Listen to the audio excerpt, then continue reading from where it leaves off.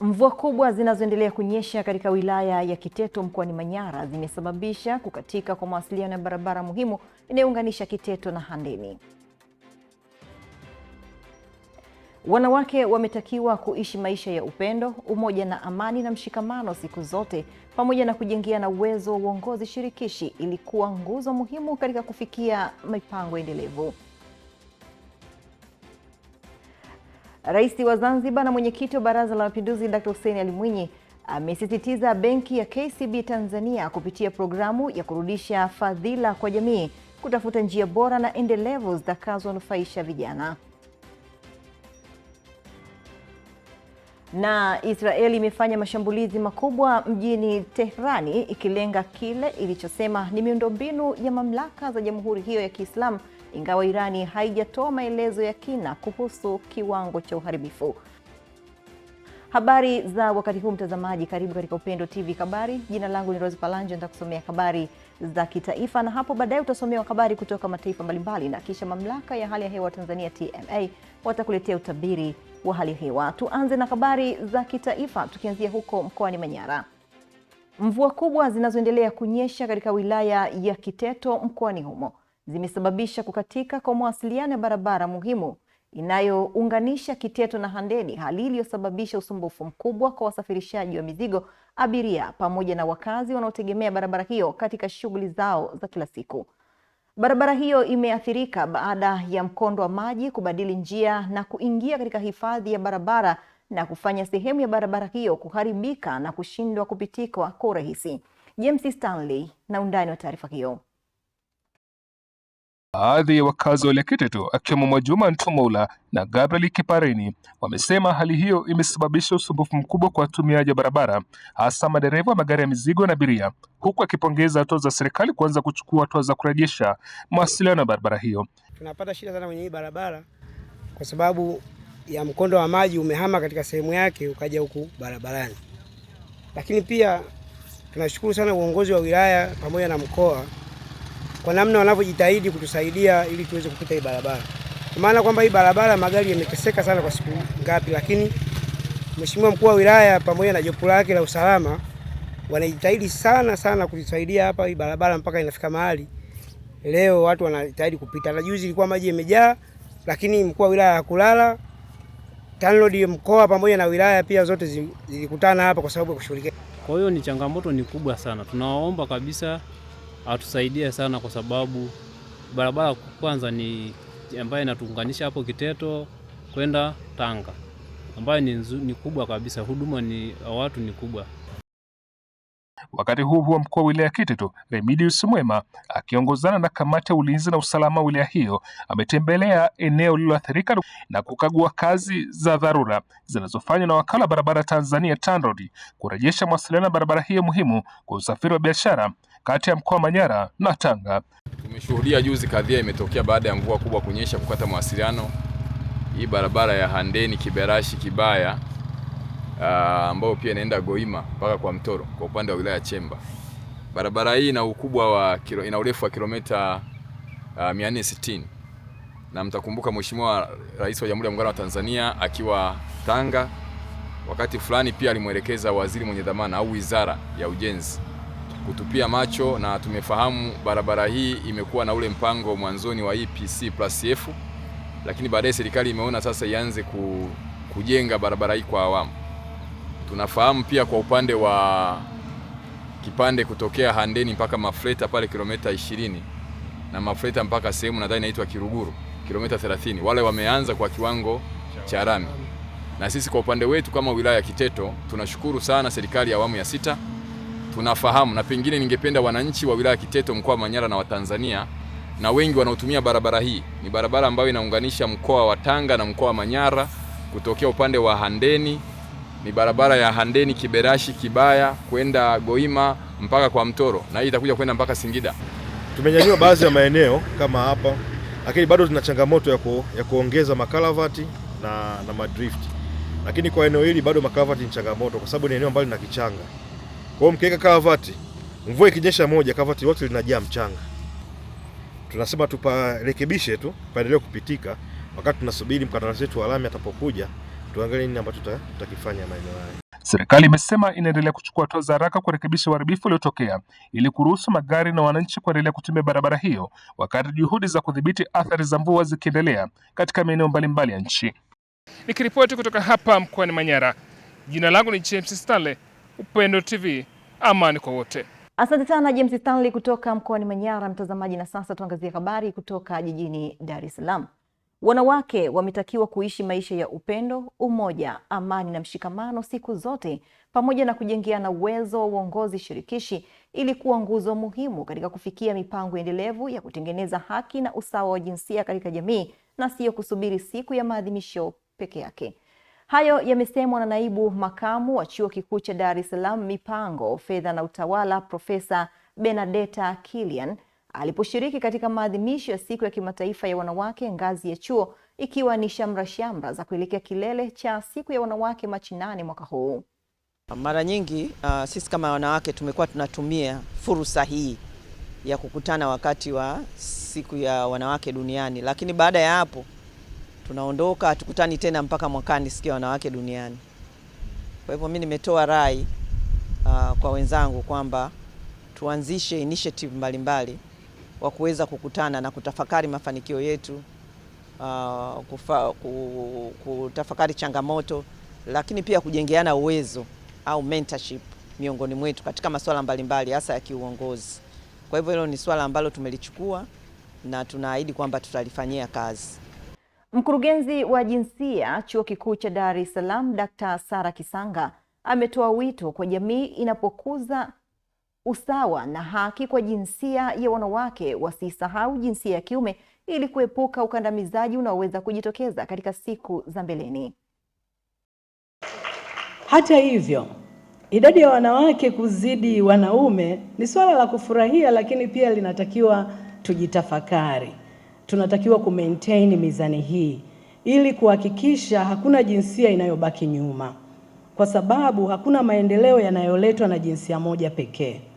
Hata katika uumbaji, Mungu alipomuumba mwanaume alisema hapaswi kukaa peke yake, atamletea msaidizi ambaye ni wewe mwanamke, si ndio eh? Kwa hiyo hatutakiwi tunapopanda tupande peke yetu, kwa sababu maendeleo ni matokeo ya ushirikiano na sio ushindani wa kijinsia. Ambacho tunatakiwa tukifikirie au tukifanyie kazi ni hali ya uwakilishi wa wanawake.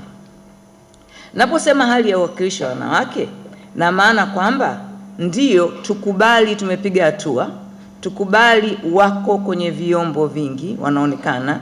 Uwakilishi ukilinganisha na miaka nyuma kidogo bado uko chini kwa 15%. Inaonekana imepanda, lakini ukiangalia kwa idadi na tulipo sasa hivi iko chini kwa 25%. Baadhi ya washiriki katika kongamano hilo akiwamo mkurugenzi wa masuala ya huduma kwa jamii chuoni hapo, Dr. Lulu Mahai, amewashauri wanawake chipukizi kujiamini pamoja na kutambua nafasi yao kama wanawake katika jamii. Ninawashauri wanawake wote chipukizi: 1, kujiamini; 2, kujitambua; 3, kujua nafasi zao kama wanawake kwenye jamii, wanawake wenye majukumu, wanawake wanaotambuliwa nyumbani, wanawake ambao wanahitaji kuchangia michango sehemu mbalimbali, yani tuwe shirikishi. Tunapotaka kuwa shirikishi, tusiwe shirikishi tu kwenye academics, tusiwe shirikishi tu kwenye nafasi za kazi ambazo tumepewa. Tuwe shirikishi mpaka kwenye uchumi wa familia nyumbani. Tusiwaachie kina baba. Wewe binti mdogo, mama, kijana ambaye ndio unaanza maisha, utambue unapofanya kazi una majukumu ya msingi na jukumu lako ni kulinda jamii. Lakini pia unaposhiriki katika masuala mazima ya kijamii, iwe kanisani au msikitini, utambue una jukumu la kulea watoto wa kike na kuwafanya wajue mila na desturi, wajue taratibu za dini zao, lakini zaidi sana washiriki katika masuala mazima ya kulinda haki na kusimamia taratibu za usawa katika jamii zinazowazunguka. Siku ya wanawake duniani ilianza kuadhimishwa mwaka 1975 baada ya Umoja wa Mataifa kuridhia kutumika kama siku rasmi ya kuikumbusha dunia juu ya haki za wanawake, ambapo kauli mbiu ya mwaka huu inasema haki na usawa kwa wanawake na wasichana, msingi jumuishi kufikia dira 2050. tuwekeze kwa wanawake na wasichana, tuwape elimu bora, tuwafungulie milango ya uongozi, tujenge mazingira salama na jumuishi yasiyovumilia ubaguzi wala ukatili wa aina yoyote, ikiwemo ukatili wa kijinsia. Kwa pamoja tudumishe haki na usawa kwa wanawake na wasichana, ikiwa ni msingi jumuishi katika Dira 2050. Tuwekeze kwa kina mama na kwa pamoja tuharakishe maendeleo ya taifa letu. Mradi pia una support, hii ni kazi inayoendelea sasa. Una support kuandaa mkakati utakaoongeza ushiriki wa kina mama kwenye nafasi za uongozi chuoni. Mtazamaji, na sasa tuangazie habari kutoka visiwani Zanzibar. Rais wa Zanzibar na mwenyekiti wa Baraza la Mapinduzi Dr. Hussein Ali Mwinyi ameisisitiza benki ya KCB Tanzania kupitia programu ya kurudisha fadhila kwa jamii kushirikiana na Wizara ya Vijana, Ajira na Uwezeshaji kutafuta njia bora na endelevu zitakazonufaisha vijana, hususan katika suala la uwezeshaji wa mikopo ili waweze kujiajiri. Taarifa zaidi na Gerard Leonard. Amesema hayo alipokutana na mkurugenzi mkuu wa benki hiyo Tanzania Cosmas Kimario pamoja na mwenyekiti wa bodi Balozi Peter Kalage, wakiongozana na watendaji wakuu wa taasisi hiyo waliofika Ikulu Zanzibar, ambapo ameishauri benki hiyo kufikiria uwezekano wa kushirikiana na Serikali ya Mapinduzi ya Zanzibar kupata mikopo kwa ajili ya utekelezaji wa miradi mikubwa ya maendeleo. Kuna watu wa fedha wengi huko nje, ziwe ni benki nyingine au hizi export credit agencies, wanataka kufanya utaratibu. Tumeshafanya, imeonekana haina shida. Kwa hivyo na ningependa KCB na nyinyi mparticipate kwa sababu miradi yetu ni mikubwa. Unajua tunapozungumza bandari, we are talking about $500 million. Tunazungumza viwanja vya ndege, fedha nyingi, tunazungumza barabara. Sasa hivi tuna mpango wa kujenga kilomita 800 kilometers, maana yake roughly almost 800 million. Kwa hiyo syndication ya baadhi ya mabenki, lakini kupokea kutoka benki za nje ni maeneo ambayo yameonyesha kwamba tunaweza tukafanikiwa kwa njia hii. Mkurugenzi mkuu wa KCB Tanzania Cosmas Kimario amesema kuwepo kwa mazingira mazuri ya uwekezaji Zanzibar, ujenzi wa miundombinu na mkazo katika sekta za uchumi wa bluu na utalii kuna kuvutia wawekezaji wengi kuja nchini, kumeisukuma benki hiyo kuongeza mtaji wake kwa ajili ya Zanzibar na wako tayari kushirikiana na Serikali ya Mapinduzi ya Zanzibar. Tunafanya hivyo Mheshimiwa Rais kwa sababu ya kuona vision yako na serikali yako. Specifically kwenye mambo mengi, uchumi wa blue na tunasema siku ile tunazungumza pale. Nasema kwa KCB tunapoiangalia sasa uchumi wa Zanzibar, huduma zake ambazo serikali yako kutoka umeingia imeziweka vizuri, ziwe ni infrastructure, iwe ni support kwenye masuala ya payment, iwe ni kwenye kodi, kwa kweli yamekuwa bora kabisa kutuwezesha sisi kuona kwamba ni sehemu ambayo tutaendelea kuwekeza. Asante sana Gerard Leonard kwa taarifa hiyo mtazamaji, na sasa tuangazie habari kutoka mkoani Tanga. Mkoa wa Tanga umetakiwa kujipanga kuweka mikakati endelevu itakayoiwezesha jamii kukabiliana na majanga ya dharura yanayopelekea athari kiafya kwa ufanisi zaidi. Hayo yamesemwa na Katibu Tawala wa mkoa wa Tanga Rashid Mchata wakati akifunga kikao kazi cha tathmini ya matukio ya athari za kiafya mkoani Tanga kilichoandaliwa na Wizara ya Afya, Idara ya Dharura na Maafa kwa kushirikiana na Mradi wa Usalama wa Afya Duniani unaotekelezwa na asasi zisizo za kiserikali za PATH na CHEP Tanzania, kilichofanyika wilayani Korogwe.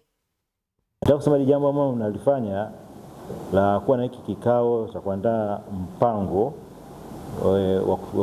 cha kufanya tathmini ya matukio ya athari za kiafya katika mkoa wa Tanga, baadaye kuja na mpango. Ni mpango mzuri sana, itatuwezesha kuweza kurespond iwapo kama tuna kwenye checklist tunayo na tunajua tathmini yake, itatuwezesha sana kurespond vizuri, kwa sababu mambo ya majanga yakitokea yanakuwa ni ghafla sana. na kama mjajipanga, kwa mnaweza kushindwa control. Na wakilishi walioko humu wengi wao ni wajumbe ile kamati ya ufundi ya maafa ya mkoa ambayo iko chini ya RAS. Mratibu udhibiti maafa na dharura kutoka Wizara ya Afya Dr. Saumu Nungu amesema kwa ngazi ya mikoa, Tanga umekuwa mkoa wa 4 kufanyiwa tathmini ya matukio na athari za kiafya, huku akieleza kuwa kupitia mpango kazi utakaoandaliwa, mkoa wa Tanga utakuwa na uwezo wa mapema wa kukabiliana na dharura za kiafya pindi zitakapotokea. Tujipigie makofi kwa sababu tuko katika ile mikoa ambayo imepewa kipaumbele. Kwa hiyo kazi hii itasaidia kuainisha risk profile ya majanga, lakini itakuwa pia na kalenda. Kwa hiyo kwa mamlaka yako, sisi tulikuwa tuna ombi kwamba baada ya kupata product hii tutakabidhi kwako. Tunaamini ile document yetu utaipitia, ukiridhia officialize kwa maana ya kuisaini, ambayo itakuwa ni tool yetu sisi kwa mkoa wa Tanga ya kutuguide interventions zetu, lakini na resources zetu tuzipeleke wapi kutokana na kipaumbele ya yale majanga ambayo tumeainisha. Kiongozi wa ufuatiliaji wa magonjwa ya mlipuko na yaliyopewa kipaumbele kutoka mradi wa usalama wa afya duniani unaotekelezwa na PATH na CEHAB Tanzania, Dr. Said Sheuya ameeleza kuwa kupitia ushirikiano uliopo wamefanikiwa kuendesha mafunzo ya wataalamu, kuimarisha mifumo ya taarifa na kuongeza upatikanaji wa rasilimali muhimu za kukabiliana na majanga. Tukiwa tunajaribu kudiscuss pamoja na kutengeneza huu mpango na kupata yale majanga ambayo tunajua yapo mengi kwa mkoa wa Tanga, lakini yale ambayo frequency yake ni kubwa na yatapelekea kwamba ni dhahiri ndani ya mwaka au miaka miwili kuweza kuwa yametokea na kuweza kuyatengenezea mpango huu kwa ajili ya maandalizi ya kukabiliana nayo. Lakini kikao hicho kimeweka msingi wa maboresho ya kimkakati katika sekta ya afya mkoani Tanga, huku utekelezaji wa mpango kazi utakaoidhinishwa ukitarajiwa kuwa dira ya kuhakikisha ulinzi wa afya ya jamii unaimarika na athari za majanga zinapunguzwa. Jumuiya ya wanawake wafanyabiashara mkoa wa Kilimanjaro wametembelea gereza kuu la Karanga lililopo Moshi mkoani humo na kufanya matendo ya huruma kwa wanawake waliofungwa katika gereza hilo. Akizungumza wakati wa ziara hiyo, Joyce Ndosi ambaye ni mjumbe wa bodi ya jumuiya ya wanawake wafanyabiashara amesema katika kuelekea maadhimisho ya siku ya mwanamke duniani wameweza kutembelea wanawake waliopo magerezani, ambapo amesema lengo ni kuwapa faraja na kuonyesha upendo wanawake hao pamoja na kuwakumbusha kuwa wao bado ni sehemu ya jamii. Beba vitu vichache hapo kama unavyoona kwa ajili ya wito wa kuita wanawake wengine wote ambao wanaweza wakapata nafasi ya kutoa chochote au sadaka yoyote, lakini wakumbuke kwamba kipindi hichi cha kukumbuka wafungwa kama wanawake wenzetu ambao wengine wafungwa kama aliyosema kiongozi hapa, kuna wengine wana hatia, wengine hawana hatia, lakini pia ni njia ya kujifunza kwamba usifanye makosa. Ukifanya kosa unaweza kumpiga mwenzako bahati mbaya na akapoteza maisha, lakini na wewe ukawa sehemu hii. Kwa hiyo gereza hili ni kwa ajili ya watu, sio wengi wanafanya maovu, bali ni watu ni bahati mbaya au kutokujua. Kwa hiyo mimi wito wangu kuomba sana wanawake tukumbuke, lakini kwa sehemu hii pia tutaonekana kama labda tumebagua wanaume. Tunakumbuka sasa, tumesema chochote tutakacholeta hapa, kuna wakati mwingine tutajifikiria pia kuwaona wote, kwa sababu kuna na vijana wetu wako huko. Akizungumza kwa niaba ya mkuu wa gereza hilo ASSP Eva Mbaga, mkuu wa sehemu ya wanawake katika gereza hilo amesema kuwa mbali na changamoto zilizopo katika jamii, wazazi wanapaswa kusimama katika nafasi zao kwa kuwalea watoto katika maadili ya kuwafundisha kuridhika na maisha walionayo. Tukiwa na Mungu kwanza inatusaidia. Tunakuwa na huruma, tunakuwa na uvumilivu na upendo, wale matunda ya Roho. Lakini pia tuendelee kuwa wazazi wazuri kwa watoto wetu. Kwa sababu pia kuna mabinti wakati mwingine wanaletwa kule, labda tunashindwa kuwasimamia, tunashindwa kuwaasa na kuwaambia ukweli na kuwaonya tunapoona wanakuwa na makundi mabaya. Mwisho wa siku yanawapelekea wanakuja magerezani. Kwa hiyo pia tujifunze kama wanawake na pia kuwalea watoto wetu kuridhika na maisha, kwa sababu wakati mwingine watu wanaingia kwenye biashara ambazo sio halali, zinawapelekea kuingia magerezani, kuuza madawa ya kulevya na biashara zingine haramu, kuuza vitu haramu, bangi na kwa hiyo haya yote yanawasababishia kutenda makosa, wanavunja sheria za nchi, wanajikuta kwa magerezani. Kwa hiyo tujifunze kuridhika na maisha, tupambane, tufanye kazi ambazo ni halali, na tunapofanya bidii tutatoka tu kimaisha. Kwa hiyo hayo ni mambo ambayo ni muhimu sana katika jamii, tujifunze na tuendelee kuishi kwayo. Naye afisa maendeleo ya jamii manispaa ya Moshi Angel Mvaa amesema matendo ya huruma kama hayo ni muhimu kwa jamii, kwani yanatekeleza mafundisho ya kiimani yanayohimiza kuwasaidia wahitaji na kuonesha upendo kwa watu wote bila ubaguzi. Lengo kubwa la kufika hapa kama wenzangu waliotangulia, ambao nikiwa nimeongozana na wanawake wafanyabiashara mkoa wa Kilimanjaro, ni kuja kufanya matendo ya huruma, kwani hiyo ni sehemu ya neno la Mungu kwamba tuwahudumie wahitaji, kwa sababu leo wao ni wahitaji, lakini sisi hatujui lini tutakuwa wahitaji. Kwa hiyo ni lazima tuhudumiane, tusaidiane, tushirikiane, tupendane. Tumekuja kuwaona wanawake wafungwa leo kwa uchache wetu, lakini iwe chachu kwa wanawake wengine, na sio kwa wanawake tu, hata kwa wababa wengine walioko ndani ya mkoa wa Kilimanjaro na nje ya mkoa wa Kilimanjaro, kuweza kufanya matendo ya huruma maeneo mbalimbali. Ukizingatia tuko katika kipindi cha mfungo wa Ramadhani na Kwaresma, tunaambiwa tuwahudumie wahitaji. Na kwangu mimi ni kushukuru tu Mwenyezi Mungu ameweza kutukutanisha siku ya leo. Pia tushukuru makaribisho ya hapa gereza la Karanga kutupokea ili tuwatembelee wa mama wenzetu ambao wako ndani. Kwa hiyo tunaomba tu na hili zoezi litakuwa endelevu, tutaweza kuendelea, tutakuwa tunawatembelea, tunawapa hamasa ili usikae kwa upweke, wajione labda ni watu ambao wamesaulika. Ziara hiyo katika gereza kuu la Karanga imelenga kuwatia moyo wanawake wanaotumikia vifungo gerezani na kuhamasisha jamii kuendelea kuonyesha mshikamano na kuwasaidia watu waliopo katika mazingira ya uhitaji. Kutoka hapa wilaya ya Moshi mkoani Kilimanjaro, mimi ni Rema Abraham, Upendo TV. Kutoka mkoani Kilimanjaro, mtazamaji, na sasa tuangazie habari kutoka jijini Mbeya. Wazazi na walezi wameshauriwa kuwalea watoto katika misingi ya maadili mema pamoja na kufuatilia kwa karibu mienendo yao wakiwa shuleni ili kuwakinga na vitendo vinavyoweza kuharibu mustakabali wa maisha yao. Taarifa ya Emmanuel Lulandala inafafanua.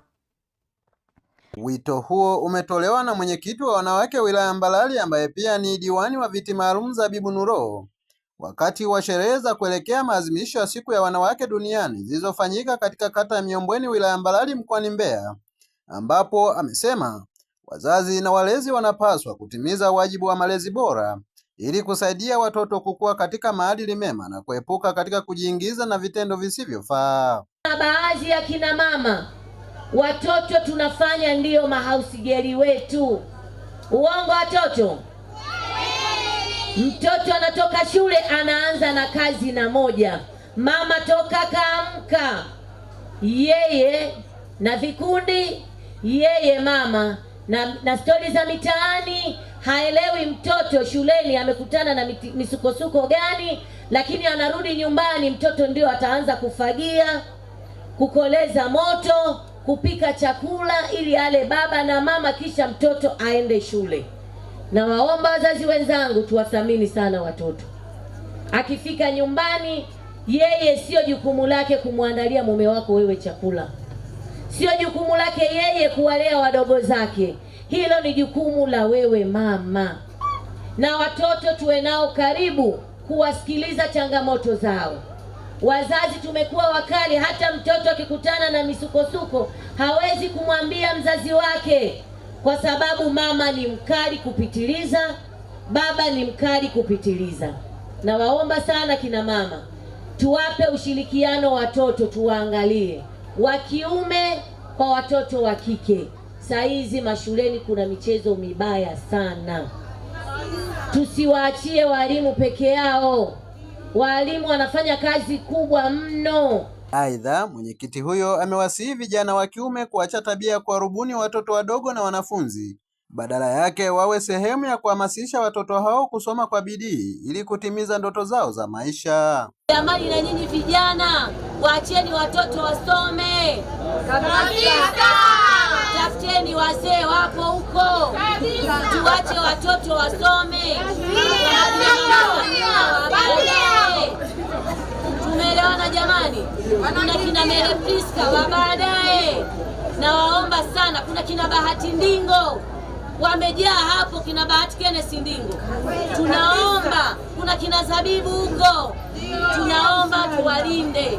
Nyinyi kina kaka, mshirikiane kuwalinda watoto, acheni kuwafuta vichochoroni. Kwa upande wake, katibu wa Chama cha Mapinduzi CCM kata ya Miombweni, ambaye pia alimwakilisha diwani wa kata hiyo, ameishukuru serikali kwa kuendelea kutoa fedha za mikopo ya 10% kupitia halmashauri, huku akimwomba mgeni rasmi Zabibu Nuro kusaidia baadhi ya vikundi ambavyo bado havijafanikiwa kunufaika na mikopo hiyo. Nawapongeza sana hawa kina mama kwa kupata fedha za mikopo, na ushirikiano wao mkubwa ndio unaofanya mpaka sasa viti hivi ambavyo unaona tumekalia hapa. Ndio umoja kina mama, tunawapongeza sana kwa juhudi zao, maana yake mikopo yao wanayoipata ndio ambayo inasaidia, na viti hivi tulivyokalia ni vya vikundi vya umoja wa kina mama. Shughuli wanazofanya sio moja tu, ni nyingi. Hizo fedha ambazo wanazipata kutoka kwa serikali ndizo fedha ambazo tunajivunia. Tunaomba vikundi vichache ambavyo vimepata mikopo, mama, ukiondoka tunakuomba ukaendelee kusukuma, kwa kuwa wewe ni mwenyekiti wa Chama cha Mapinduzi wa umoja wa kina mama, lakini ni bado ni diwani viti maalum, ukatusaidie. Vikundi vingi havijapata mikopo hapa Miombweni ambavyo wameshasajiliwa tayari. Kwa hiyo tunategemea na tuna imani kwamba inapofika mpaka mwezi wa 7, mwezi wa 8, kuna vikundi vingine ndani ya kata ya Miombweni watakuwa wameshapata mikopo. Naye afisa maendeleo wa kata Miombweni ameeleza umuhimu wa maadhimisho hayo kwa wanawake wa kata hiyo, huku mwalimishaji katika kata hiyo amewahimiza wanawake kushiriki kikamilifu katika shughuli mbalimbali zinazowahusu wanawake ili kujifunza na kujiendeleza kiuchumi. Wanawake wa eneo hili la Miombweni ni wanawake ambao ni wajasiriamali, wanajishughulisha na mambo ya kiuchumi, lakini kuna wanawake ambao bado wako majumbani, hawajajua umuhimu wa siku hii. Ndio maana sisi tunaifanya siku hii ili kuwavuta wanawake wote ambao wapo majumbani watambue kwamba siku hii ni siku ambayo inamkomboa mwanamke kiuchumi, ili aweze kujua kwamba yeye ni nani katika eneo ambalo anaishi. Napenda kuwahimiza wanawake kujitokeza kwa wingi au kushiriki vyema kwenye shughuli zinazohusiana na wanawake, kwa sababu mwanamke ni nguzo katika jamii, lakini pia mwanamke ni nguzo katika familia. Hii inapelekea mwanamke kufikia malengo yetu yale tuliyojiwekea, pia kusimama yeye kama yeye ikiwa ni mwanamke. Sherehe hizo zilipambwa na nyimbo, wasanii pamoja na maigizo mbalimbali yaliyolenga kupinga vitendo vya ukatili na unyanyasaji wa kijinsia. Nikiripoti kutoka wilayani Mbalali mkoani Mbeya, Emmanuel Lulandala, Upendo TV. Asante sana Emmanuel Lulandala kutoka jijini Mbeya. Mtazamaji, na sasa tuangazie habari kutoka jijini Dar es Salaam. Taasisi ya kuzuia na kupambana na rushwa TAKUKURU mkoa wa TAKUKURU Temeke imemfikisha mahakamani askofu mmoja kwa tuhuma za kughushi nyaraka zinazohusiana na umiliki wa ardhi katika kiwanja chenye thamani ya shilingi milioni 60 kilichopo Geza Ulole wilayani Kigamboni. Akizungumza na waandishi wa habari jijini Dar es Salaam, naibu mkuu wa TAKUKURU mkoa wa Temeke Ismaili Bukuku kuhusu utekelezaji wa majukumu yao kwa kipindi cha Oktoba hadi Disemba mwaka 2025, amesema hatua hiyo imechukuliwa baada ya uchunguzi kufanyika baada ya kupokea taarifa kutoka kwa mmoja wa warithi na msimamizi wa mirathi ya Ali Hamadi Hilali. TAKUKURU Temeke yamfikisha askofu mahakamani kwa tuhuma za kughushi nyaraka za ardhi. Katika kipindi cha Oktoba hadi Desemba 2025, Taasisi ya Kuzuia na Kupambana na Rushwa TAKUKURU mkoa wa Temeke imefanikisha kumfikisha mahakamani Askofu Renatus Joseph Nyalali, askofu kutoka kanisa la Uzama Assembly of God Tanzania HAOGT, kwa tuhuma za kugushi nyaraka na kutoa nyaraka za uongo zinazohusiana na umiliki wa ardhi ili aweze kujipatia kiwanja chenye thamani ya shilingi milioni 60. Ameongeza kuwa katika kipindi hicho taasisi hiyo imefuatilia matumizi ya fedha za utekelezaji wa miradi minne ya maendeleo na kubaini dosari kadhaa na kutoa ushauri pamoja na kufanikiwa kuokoa zaidi ya shilingi bilioni 2.6 ambazo zilikusanywa na waajiri wa sekta binafsi bila kuziwasilisha kwenye mfuko wa hifadhi wa jamii NSSF kinyume cha sheria. Uchunguzi huo ulifanywa kwa kushirikiana na mamlaka za usimamizi wa ardhi kwa kuzingatia vifungu vya 333, 335A, 337 vya sheria ya kanuni ya adhabu vinavyohusu makosa ya kugushi pamoja na kifungu cha 342 kinachohusu uwasilishaji wa nyaraka za uongo. TAKUKURU inaendelea kutekeleza majukumu yake kwa mujibu wa sheria kwa kushirikiana na vyombo vingine vya dola na itaendelea kuchukua hatua stahiki dhidi ya vitendo vyote vya rushwa. Taasisi hiyo imesema katika kipindi cha robo ya Januari hadi Machi 2026 wataendelea kutekeleza majukumu yao na imejipanga kutekeleza mikakati ya kuandaa bonanza kwa wanafunzi wa shule za sekondari wanaoshiriki kwenye klabu ya wapinga rushwa wilaya ya Temeke pamoja na kufuatilia utekelezaji wa maazimio yaliyofikiwa katika vikao kati ya TAKUKURU na wadau. Mtazamaji kutoka jijini Dar es Salaam, na sasa tuangazie habari kutoka mkoani Morogoro. Jukwaa la wanawake wilaya ya Mvomero mkoani Morogoro limetoa msaada wa vitu mbalimbali katika gereza la kilimo na mifugo Mbigiri, ikiwa ni jitihada za kuendelea kuunga mkono makundi maalum na kuonesha upendo kwa jamii inayohitaji msaada. Taarifa kamili na Pasco Elias kutoka mkoani Morogoro. Msaada huo umehusisha mahitaji mbalimbali muhimu kwa wafungwa, ukiwa na lengo la kuwafariji na kuwapa matumaini mapya kwenye kipindi hiki cha maadhimisho ya kimataifa yanayotambua mchango wa mwanamke katika jamii. Akizungumza wakati wa kabidhi msaada huo, Katibu wa Chama cha Mapinduzi CCM wilaya ya Mvomero amesema kuwa wamefanya hivyo ikiwa ni sehemu ya kuendelea kutambua na kuthamini utu wa kila mwanadamu bila kujali hali au mazingira aliyonayo. Tunapoelekea kwenye kilele cha siku ya mwanamke duniani, tumekuja kutembelea gereza hili la Mbigiri kwa lengo lile lile la kutenda matendo ya huruma, lakini pia tunasema tunatekeleza ilani ya Chama cha Mapinduzi katika kuhakikisha kwamba kila mtu anakuwa na tabasamu.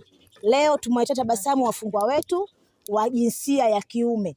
Wapo wanaenda kwenye jinsia ya kike kwa watoto, wengine wanaenda kwa watu wenye mahitaji maalumu, lakini sisi tukaona hapana, tuwakumbuke wanaume. Wanaume oye! Kwa kweli tunawashukuru wadau wote waliotushika mkono kwa namna moja ama nyingine kuhakikisha kwamba tunatimiza adhima yetu hii ya kuja kuwaona ndugu zetu hawa. Nawashukuru sana waheshimiwa madiwani, viti maalum wa wilaya ya Mvomero kupitia Chama cha Mapinduzi, Mungu awabariki sana. Nawashukuru sana wajasiriamali wa Dakawa na Mvomero, Mungu awabariki mno. Lakini washukuru sana wakina mama ama mastaff sergeant wa gereza la Mbigiri. Mmeonyesha ushirikiano na mmeonyesha wivu mkubwa kwamba mnawapenda wafungwa wenu. Ndio maana mkawakumbuka na kutukumbusha kwamba pia na huku Mbigiri kuna watu wa kuwatembelea na kuwapa mahitaji yao. Niwashukuru sana sana kina mama, kwa kweli mmeonyesha moyo mkuu, mmeonyesha upendo mkubwa, na niwaombe upendo huu usiishie hapa kama kawaida yetu. Akizungumza mara baada ya kupokea msaada huo kwa niaba ya mkuu wa gereza la kilimo na mifugo Mbigiri, amesema msaada huo umekuja kwa wakati wa mwafaka, kwani vijana wengi walipotekeleza hilo wanahitaji msaada wa mahitaji madogo madogo ili kuwezesha kuishi kwa mazingira yaliyo bora. Kwa kweli tunawashukuru sana kwa upendo wenu mlioonyesha na kwa moyo wenu wa kujali kuja kuwatembelea wafungwa na kuwaletea misaada. Mlipofanya ni pakubwa sana, kwa sababu mahitaji yote mlioyaleta ni mahitaji makubwa sana kwa wafungwa wetu, yaani mmelenga mle mle.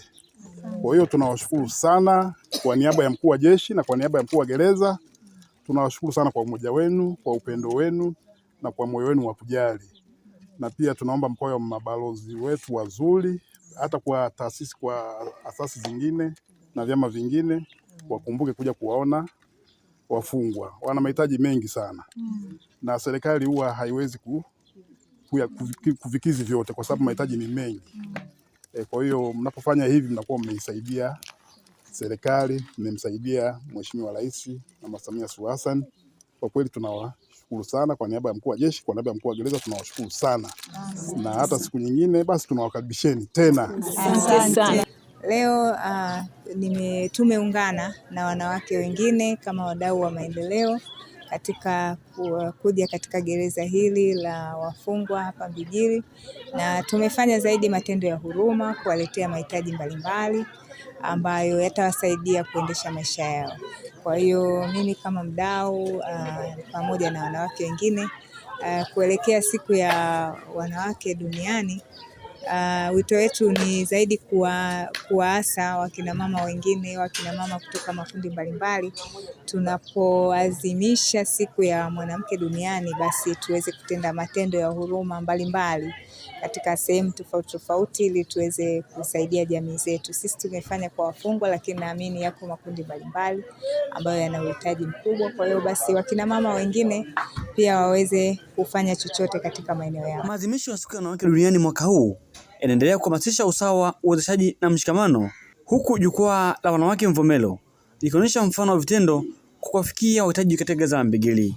Kutoka mkoani Morogoro, Pasco Eliasi, Upendo TV. Asante sana Pasco Elias kwa taarifa hiyo mtazamaji, na sasa tuangazie habari kutoka jijini Dar es Salaam. Bodi ya huduma za maktaba Tanzania TLSB imetia saini ya makubaliano ya ushirikiano baina yake na serikali ya Urusi kupitia kituo chake cha utamaduni kwa kusambaza vitabu vya fasihi za Urusi zilizotafsiriwa kwa lugha ya Kiswahili, lengo likiwa ni kuendeleza kukuza lugha ya Kiswahili kimataifa na kubadilishana uelewa wa kitamaduni kwa njia ya maandishi. Akizungumza katika hafla hiyo ya utiaji saini, mkurugenzi mkuu wa huduma ya maktaba Tanzania TLSB Dr. Mboni Ruzegea amesema makubaliano hayo yamekuja wakati sahihi wa kubadilisha tamaduni kwa njia ya maandishi na kuahidi kusambaza vitabu hivyo kwenye maktaba mbalimbali nchini ili kutanua uelewa kwa Watanzania kujifunza kwa usahihi tamaduni za mataifa mengine kupitia lugha adhimu ya Kiswahili. Na vitabu hivi vinakwenda kuleta mapinduzi makubwa kwa wasomaji wetu, kwa sababu vitabu hivi viko katika lugha ambayo sasa hivi inakuwa kwa kasi duniani, na kwa hiyo tunaenda kuona namna gani tamaduni za watu wengine, mawazo yao, falsafa zao, lakini pia upande wa mambo ya sayansi yameweza kuwa katika lugha ambayo sisi tunaielewa. Kwa hiyo tunaweza taifa letu na taifa la Warasha linaweza tukawa na mambo ambayo ni ya pamoja ambayo tunaweza tukufanya kwa sababu ya huu uelewa wanachokifanya wao katika taifa lao na utamaduni wao na tunachokifanya sisi hapa kama nchi. Mkurugenzi wa kituo cha utamaduni cha Urusi kutoka Tanzania, Alexander Avistigev, amesema ni wakati sahihi kwa Tanzania kujua tamaduni za taifa lao. Kufanya hivyo kutasaidia kutanua wigo wa uelewa hasa nyakati hizi za teknolojia, huku mwandishi na mchapishaji wa vitabu hivyo kwa lugha ya Kiswahili Huseni Wamaywa akisema ni wakati wa riwaya na fasihi za Kitanzania kuwafikia Urusi ili kuzidi kuimarisha mahusiano pamoja na ukuzaji wa lugha.